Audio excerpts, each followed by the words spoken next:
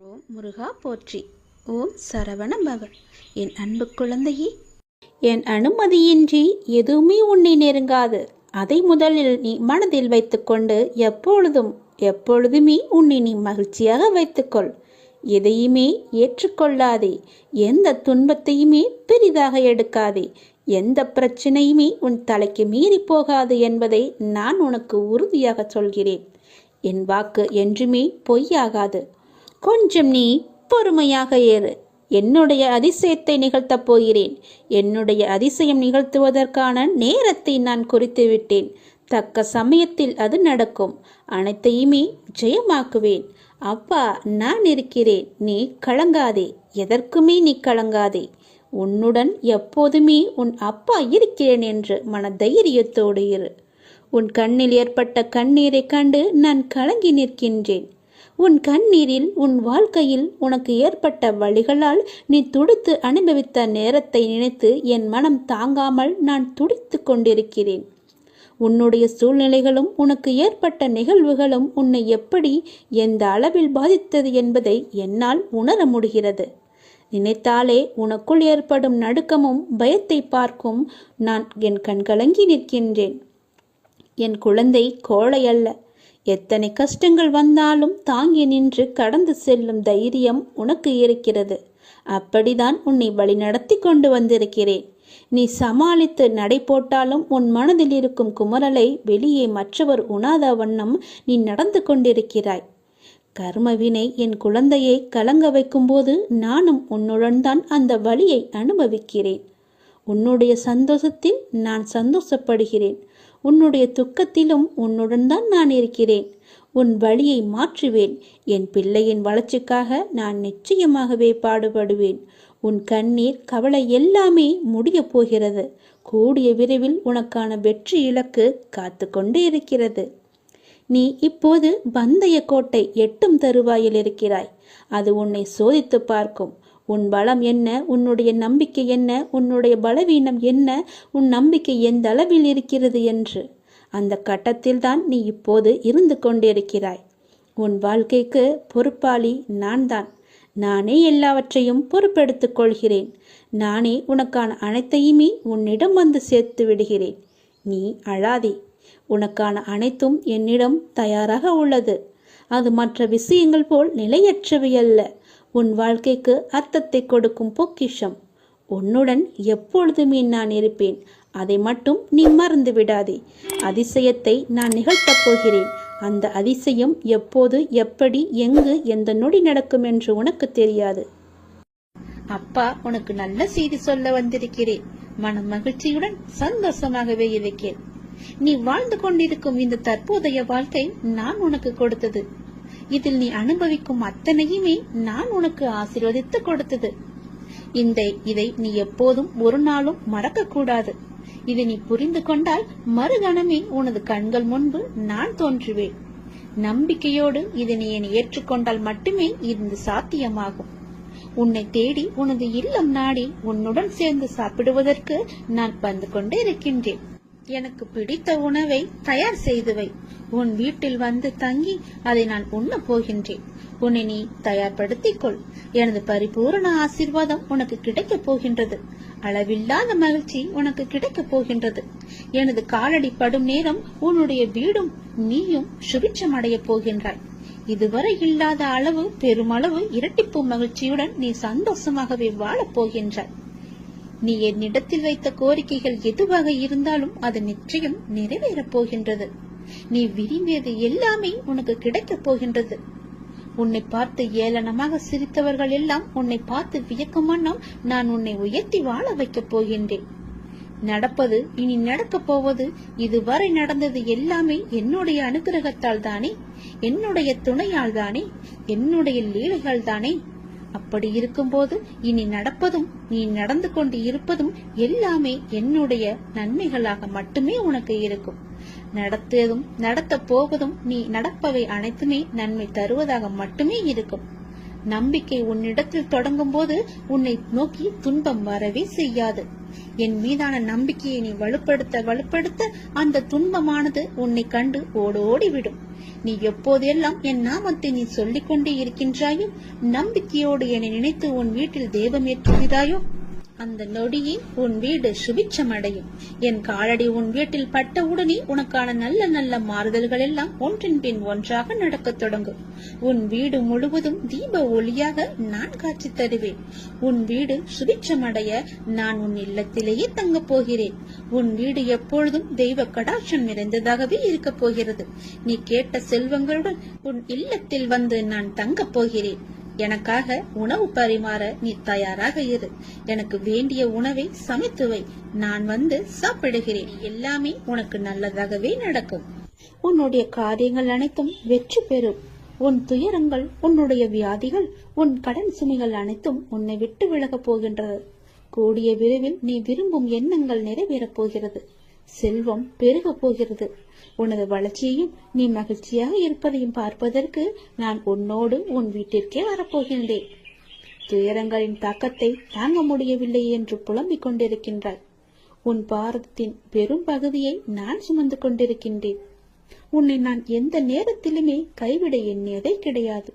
உனக்காக நிழலாக என்றும் உனக்காக நீ செல்லும் இடமெல்லாம் ஏதாவது ஒரு ரூபத்தில் நான் உன்னை துணையாக வந்து காப்பாற்றிக் கொண்டே இருக்கின்றேன். மனதையும் வாக்கையும் செயலையும் ஒருமுகப்படுத்தி நேர்மையாகவும் முள்ளப்பூர்வமாகவும் நீ செயல்படுத்த பழகிக்கொள். அவ்வாறு நீ உன் வாழ்வில் செயல்பட துவங்கினால் உன்னுடைய துக்கங்கள் அனைத்துமே ஒரு முடிவுக்கு வந்துவிடும். அனைத்து துன்பங்களும் விலகிவிடும். உன் வாழ்க்கையில் என்ன நடந்தாலும் உனது நன்மைக்காக மட்டுமே நான் நடத்துகிறேன் என்பதை நீ நம்பு. என் குழந்தையாக நீ எதற்கும் எப்போதும் யாருக்காகவும் நீ பயப்பட வேண்டாம். எல்லாமே நீ விரும்பியது போலவே நல்லதாகவே நடக்கும். இது உன் அம்மாவாக, அப்பாவாக, உன் குருவாக என்னுடைய சத்திய வாக்கு. இது எல்லா மங்களங்களும் உனக்கு விளையப் போகின்றது. எந்த ஒரு சூழ்நிலையிலும் நீ கவலை மட்டும் நீ படக்கூடாது. எதிர்மறை எண்ணத்தை உன் மனதிற்குள்ளே கொண்டு வரக்கூடாது. எப்போதும் நீயும் உன் வீடும் நேர்மறையாகவே எப்பொழுதும் சூழ்ந்து இருக்கட்டும். நேர்மறையை மட்டுமே உனக்குள்ளும் உன் வீட்டிற்குள்ளும் கொண்டு வா. தன்னை நாடி வருபவர்களிடம் எந்த வித்தியாசங்களையும் நான் ஏற்ற இறக்கங்களையும் நான் பார்க்க மாட்டேன். தன் சன்னதியை அடைந்து கண்மூடி நம்பிக்கையுடன் பிரார்த்தனை செய்பவர்கள் மேல் தன்னுடைய பேரருளை நான் வியாபிக்க செய்கின்றேன். இன்றைய தினம் என்னுடைய பேரருளை நீ பெற்று வாழ்வாங்கு வாழப் போகின்றாய். சந்தோஷங்கள் பொங்க நான் உன்னை ஆசீர்வதிக்கின்றேன். என்னை சரணாகதி அடைந்தவர்கள் துன்பத்தில் விழும் தருவாயில் கூட அவரது கை கொடுத்து நான் தூக்கி விடுகிறேன். கைபிடித்து எழுந்து என்னிடம் வந்து விட்டால் போதும், நான் அவர்களை பார்த்துக் கொள்வேன். நிச்சயம் உன்னுடைய எதிர்காலம் மிக சிறப்பானதாக மாற்றித்தர நான் உனக்கு சத்திய வாக்கு தருகிறேன். கடந்த காலத்தை நீ கடந்து வந்தால்தான் எதிர்காலம் உனக்கு கை கூடி வரும். நடந்து முடிந்தது அனைத்துமே பாடம். அதை மீண்டும் மீண்டும் நினைத்துக் கொண்டிருந்தால் கண்முன் இருக்கும் வாய்ப்பும் கண்ணுக்கு தெரியாது போய்விடும். நல்ல திசை, உனக்கு நல்லதே நடக்கும். இந்த அப்பன் எப்போதுமே உனக்காக மட்டுமே இருக்கின்றேன். உன் நல்லதுக்காகவே நான் வாழ்ந்து கொண்டிருக்கின்றேன். உனக்கு நல்லது செய்யவே உனக்கு துணை புரிந்து கொண்டிருக்கிறேன். எல்லாவற்றிலும் நீ ஜெயிக்க என்னுடைய ஆசைகளையும் எப்போதும் நான் உனக்கு வழங்கிக் கொண்டே இருப்பேன். நல்லது நடக்கும். இந்த பிரபஞ்சத்தில் நிலையானது என்று எதுவும் இல்லை. மாற்றங்கள் மட்டுமே மாறாதவை. தினமும் நம் கண்களுக்கு தெரிந்தும் தெரியாமலும் எத்தனையோ மாற்றங்கள் நிகழ்ந்து கொண்டுதான் இருக்கின்றன. நம் வாழ்விலும் பல மாற்றங்கள் நிகழலாம். நீங்கள் மாற வேண்டும் என்று நினைப்பது இன்றே கூட மாறலாம். ஆகவே நம்பிக்கையை இழக்காதே. நமது சூழ்நிலைகள் நிரந்தரமில்லை. தோல்விகளும் நிரந்தரமில்லை. கஷ்டங்களும் நிரந்தரமில்லை. உன் கடன் பிரச்சனைகளும் நிரந்தரமில்லை. இன்றைய நிலை நிரந்தரமில்லை. அவமானங்கள் எதுவும் நிரந்தரமில்லை. கஷ்டங்களும் கவலைகளும் கூட ஓடோடிவிடும். இவை அனைத்துமே மாறக்கூடியவை. அனைத்திற்கும் தீர்வு உண்டு.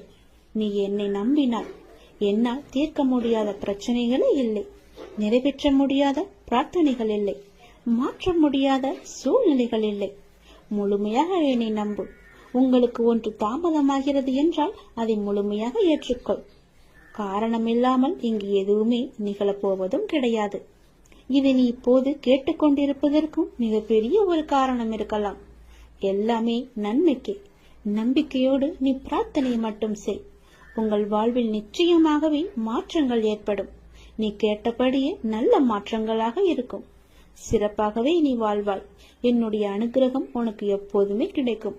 உங்கள் வாழ்க்கை மகிழ்ச்சியுடனே இருக்கும். உங்கள் மரியாதை உங்களிடம்தான் இருக்கின்றது. உங்கள் கண்ணியத்தில் தான் இருக்கிறது. உங்களுடைய நடத்தையில் தான் இருக்கின்றது. உங்களுடைய ஒழுக்கத்தில் தான் இருக்கிறது. உங்கள் முன்பு தரும் மரியாதையை வைத்துக்கொண்டு என்ன செய்ய போகிறீர்கள்? உங்கள் பின்னால் என்ன நடக்கிறது என்று கவனியுங்கள். உங்களை சுற்றி என்ன பேசுகிறார்கள் என்பதை உற்று நோக்குங்கள். உங்கள் மதிப்பு உங்கள் கண்ணியத்தின் மூலம்தான் நீங்கள் இல்லாத இடங்களிலும் பிரதிபலிக்கும். அவரா என்பதற்கும் அவனா என்பதற்கும் வித்தியாசம் இருக்கிறதல்லவா? உங்கள் செயல்களில் அது இருக்கிறது. உங்களுக்கென்று ஒரு பெயர், உங்களுக்கென்று ஒரு குணம், உங்களுக்கென்று ஒரு எல்லையை நீங்கள் வைத்துக் கொள்ளுங்கள். எவரையும் எடை போடாதீர்கள். எவரும் உங்கள் முன்னும் பின்னும் வேறு வேறு எடைகள்தான் காட்சி அளிப்பார்கள். நம்பி விடாதீர்கள். யாரையுமே நீங்கள் நம்பி விடாதீர்கள். பெயரை வைத்துக்கொண்டு என்ன செய்ய போகிறோம் என்று நினைக்காதே. அதுவே உங்களின் ஒரே நிம்மதி. நாம் என்னும் உயர்ந்த எண்ணங்கள் நம்மை சிறந்த மனிதராக மாற்றுகிறது. நமது வார்த்தைகளை நம்மை விரைவி கொடுக்க வைக்கிறது. செயல்கள், உறவுகள் அனைத்தும் நம் எண்ணங்களின் உருவங்கள். உன்னதமான எண்ணங்கள் தான் நம்மை எப்படி என்று தீர்மானிக்கிறது. நம் ஆளுமையை அதிகரிக்க செய்கிறது. எண்ணங்களின் உன்னதத்தன்மையால் பரமமான இந்த உலகில் வசிக்கும் இறைவனை நம் மனம் அடைகின்றது. அவரது அருகாமையை ஆன்மாவின் அனைத்து தேவைகளையுமே பூர்த்தி செய்கிறது. தப்பிக்க முயற்சி செய்யும் போது சூழ்நிலைகளின் கடினம் அதிகரிக்கின்றன. நாம் அதை எதிர்கொள்ள துணிந்தால் சூழ்நிலைகள் பணிந்து சாதகமாக மாறிவிடும். ஆனால் ஆன்மீக மனோபாவம் மிகவுமே அவசியம். இறை நினைவால் உருவாகும் தைரியம் உண்மைக்கு வெற்றியை முழு பரிசாகவே தரும். அதனால் இறை நினைவால் எப்போதுமே இறைவனுடன் நாம் ஐக்கியமாகுவது போல அவர் மீது முழுமையான நம்பிக்கை கொண்டு ஒவ்வொரு செயலையுமே நாம் செய்து வந்தால் நிச்சயம் வெற்றி நமக்கு பரிசாக வரும். எண்ணங்கள் தான் நமது எதிர்காலத்தை தீர்மானிப்பதில் மிக பெரிய பணியை செய்கின்றன. ஒருவரை பற்றி நமக்கு ஏற்படும் நல்ல சிந்தனையோ கெட்ட சிந்தனையோ அவரை தீர்மானிப்பதில்லை, நம்மையே தீர்மானிக்கின்றன. எனவே வாழ்க்கையில் வெற்றி பெற விரும்புகிறவர் என்றும் எப்போதும் எல்லா நேர்மறையான சிந்தனையையே நாம் வளர்த்துக் கொள்ள வேண்டும். அப்படி இருந்தால் நமக்கு எதிர்ப்புறம் இருப்பவரும் வளர்வார், நாமும் வளர்ந்து எல்லோரும் போல நன்றாகவே இருப்போம். நிம்மதி நம்முடன் எப்போதுமே நிலைத்திருக்கும். குழந்தையே, ஒருவர் வியாபாரம் செய்ய முடிவெடுத்து தன்னுடைய குருவை நோக்கி சென்றார். செய்யலாமா வேண்டாமா என்று தீர்மானிப்பதற்காக அவரிடம் கேட்பதற்காக சென்றார். தம்முடைய ஊருக்கு வந்த சன்னியாசி ஒருவரை சென்று சந்தித்து தனது நிலைமையை சொல்லி புலம்பினான் ஒரு வியாபாரி. நீ வியாபாரம் செய்ய வேண்டும் என்று முடிவு செய்தது தவறல்ல, என்ன வியாபாரம் செய்ய வேண்டும் என்று முடிவு செய்ததுதான் தவறு. மக்களுக்கு எது அன்றாடம் தேவைப்படுகிறதோ, எது வாங்க தீர்ந்து போகின்றதோ அதை நீ வியாபாரம் செய். உன் பிரச்சனை முடிவுக்கு வரும். நான் வடக்கே யாத்திரை செல்கின்றேன். 2 மாதங்களில் திரும்ப வருவேன். அப்போது வந்து என்னை மீண்டும் பார் என்று ஆசை கூறிவிட்டு சென்று விட்டார். இவனுக்கு அப்போதுதான் உண்மை புரிந்தது. மக்களின் தேவையை அறிந்து கொள்ளாமல் நமக்கு சுலபமாக இருக்கிறது என்று நாம் முடிவு செய்து இத்தனை நாள் வியாபாரம் செய்து வந்தோம். அதனால் தான் தோல்வியும் ஏற்பட்டது என்று உணர்ந்து கொண்டான். தொடர்ந்து தனது மனைவி மற்றும் நலம் விரும்பிகளுடன் ஆலோசித்து அந்த ஊரில் ஒரு காய்கறி கடையை திறந்தான். பக்கத்து ஊர்களுக்கு சென்று காய்கனி வகைகளை வாங்கி வந்து தனது கடையில் நியாயமான விலைக்கு விற்றான். இதைத் தொடர்ந்து வியாபாரம் சூடு பிடிக்க ஆரம்பித்தது. அவனுக்கு வாடிக்கையாளர்களோ பெருகினர். துறவியின் வாக்கு பழித்ததை எண்ணி அவன் மகிழ்ச்சி அடைந்தான். அவருக்கு மானசீகமாக நன்றியும் கூறினான். இந்த நிலையில் இவனது வியாபாரத்தை பற்றி கேள்விப்பட்ட பக்கத்து ஊர் செல்வந்தர் ஒருவர் இவனது கடைக்கு எதிரே இருந்த ஒரு காலி நிலத்தை வாங்கி அந்த இடத்தில் மிக பிரம்மாண்டமான கட்டிடம் ஒன்றை கட்ட ஆரம்பித்தார். தனது கடைக்கு எதிரே புதிய கட்டிடம் ஒன்று கட்டப்படுவதை பார்த்த இவன் என்ன ஏது என்று விசாரித்த போது மிக பெரிய பலசரக்கு கடை ஒன்று அங்கு வரப்போவதாகவும் அங்கு காய்கறி முதல் மளிகை சாமான்கள், வீட்டு உபயோக பொருட்கள் என அனைத்தும் கிடைக்கும் என்றும் கூறினார்கள். அதை கேட்ட இவனுக்கு அடி வயிறோ கலங்கியது. இத்தனை ஆண்டுகள் நஷ்டத்தில் வணிகம் செய்து வந்தோம். இப்போதுதான் ஓரளவு வியாபாரம் சூடு பிடிக்க ஆரம்பித்திருக்கிறது. இந்த நிலையில் இப்படி ஒரு போட்டியா? நான் என்ன செய்வேன் என்று தத்தளித்தான். இந்த கடை கட்டி முடிக்கப்பட்டால் எல்லோரும் இதற்குதானே செல்வார்கள். என் கடையை யார் எட்டி பார்ப்பார்கள்? இறைவா, இது என்ன சோதனை என்று கலங்கி தவித்தான். இந்த நிலையில் அந்த சன்னியாசியும் தனது யாத்திரை முடித்து திரும்பினார். அவரிடம் சென்று நடந்ததை விளக்கி, நான் இப்போது என்ன செய்ய வேண்டும் என்றார். ஒன்றும் வேண்டாம், நான் சொல்வதை போலவே செய். தினமும் காலை உன் கடையை திறக்கும் போது, இன்று எனக்கு வியாபாரம் நன்றாக நடக்க வேண்டும் என்று கடவுளை பிரார்த்தனை செய். அப்படியே எதிர்ப்புறமும் திரும்பி அந்த புதிய கடையிலும் நன்றாக வியாபாரம் நடக்க வேண்டும் என்று பிரார்த்தனை செய். ஒப்புக்காக பிரார்த்திக்காமல் மானசீகமாக அதை விரும்பு, நல்லதே நடக்கும் என்றார். என்ன இப்படி சொல்கிறீர்களே என்று அவரும் ஒரு நிமிடம் குழம்பி போனார். என்னது, எனது போட்டியாளரும் நன்றாக இருக்க வேண்டும், அவருக்கும் நன்கு வியாபாரம் நன்கு நடக்க வேண்டும் என்று பிரார்த்திப்பதா என்று கேட்டார். ஆமாம், நீ அவருக்கு கூறும் ஒவ்வொரு வாழ்த்தும் நல்ல எண்ணமும் உனக்கே பன்மடங்காக திரும்ப வரும். அதே போல அவருக்கு நீ தீமை நினைத்தால் அதுவும் உனக்கே திரும்ப வரும் என்றார். அதே போல அவர் எங்கேனும் சந்திக்க நேர்ந்தால் ஒரு போட்டியாளரை பார்ப்பது போல் பார்க்காது, ஒரு நண்பரை நலம் விரும்பியை பார்ப்பது போல பார்த்து ஒரு புன்னகை செய் என்றார். அந்த சன்னியாசி மீதும் அவரது வார்த்தைகள் மீதும் இவனுக்கு பெரும் மதிப்பு உண்டு என்பதால் அவர் கூறியதை போலவே தினமும் முழு மனத்துடன் தனக்காகவும் அந்த எதிர்கடைக்காரருக்காகவும் பிரார்த்தனை செய்து வந்தார். அந்த எதிர்கடைக்காரரை பார்க்கும் போதெல்லாம் புன்னகை செய்தும் வந்தார். இதன் பயனாக நாளடைவில் இருவரிடமும் ஒருவித நட்பு ஏற்பட்டுவிட தனது கடைக்கு காய்கறிகளை கொள்முதல் செய்யும் பொறுப்பை இவரிடம் விட்டுவிட்டார் அவர். விளைவு, இவனுக்கு பன்மடங்கு வியாபாரம் கிடைத்தது. நாளடைவில் இவன் கடையும் வளர்ந்து ஒரு மிகப்பெரிய காய்கறி சந்தையாகவே மாற்றிவிட்டான். ஒரு நேர்மறையான அணுகுமுறை, மனோபாவம் எந்த அளவு அவரது வாழ்க்கையை மாற்றியிருக்கிறது என்று பாருங்கள். நாம் இந்த உலகத்தில் தனியாக இல்லை. ஒவ்வொரு விஷயமும் ஒன்றுக்கொன்று பிணிந்தவைதான். நமது தான் நமது எதிர்காலத்தை தீர்மானிப்பதில் மிக பெரிய பணியை செய்கின்றன. ஒருவரை பற்றி நமக்கு ஏற்படும் நல்ல சிந்தனையோ கெட்ட சிந்தனையோ அவரை தீர்மானிப்பதில்லை, நம்மையே தீர்மானிக்கின்றன. எனவே வாழ்க்கையில் வெற்றி பெற விரும்புகிறவர் என்றும் எப்போதும் எல்லா நேர்மறையான சிந்தனையே நாம் வளர்த்துக் கொள்ள வேண்டும்.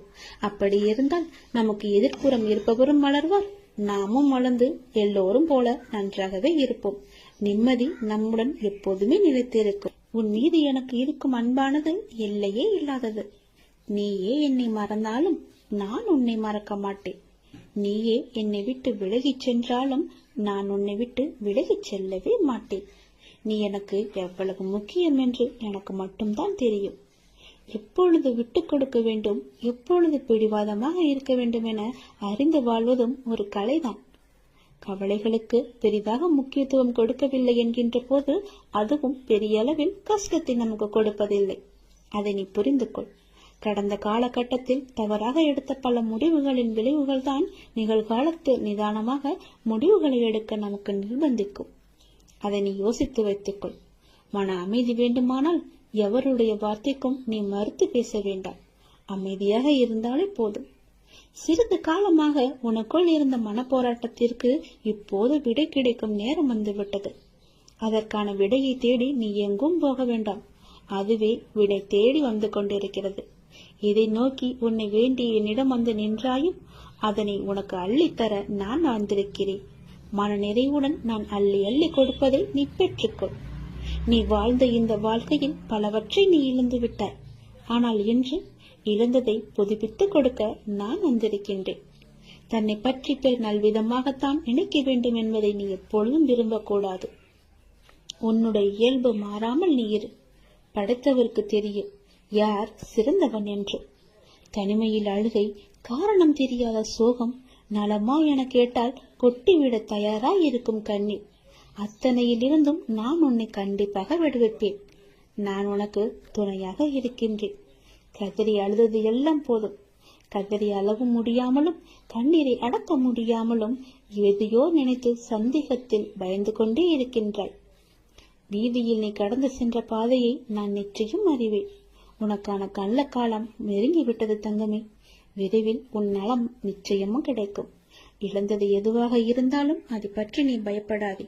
அதை விட மிக பெரிதாகவே சிறந்ததாகவே பல மடங்கு நன்மையுடன் உனக்கு கிடைக்கும்படி நான் அருள் புரிகிறேன். நிச்சயம் கிடைக்கவும் செய்வேன். எதை பற்றியும் சிந்திக்காதே. நல்லது மட்டுமே நினை. உன் வாழ்வில் பல நல்ல நல்ல அற்புதங்கள் மாற்றங்கள் எல்லாம் நடக்கப் போகின்றது. என்னை சரணாகதி அடைந்தவர்கள் துன்பத்தில் விழும் தருவாயில் எனது 4 கரங்களையும் கொடுத்து அவனை மேலே எழச் செல்வேன். நான் அவனை முழுமையாக கண் இமை காப்பது போல காத்து கொண்டிருக்கிறேன். இந்த அப்பா நான் உனக்கு துணை இருக்கும் போது என்னை மீறி உன்னை எதுவுமே நெருங்காது. இறைவா, நடத்தியதும் நீ, நடத்தப் போவதும் நீ. இனி நடப்பவை அனைத்தும் நன்மையாக தருவதாக இருக்கட்டும் என்று நீ என்னிடம் கேட்டாய் அல்லவா? அது நடக்கப் போகிறது.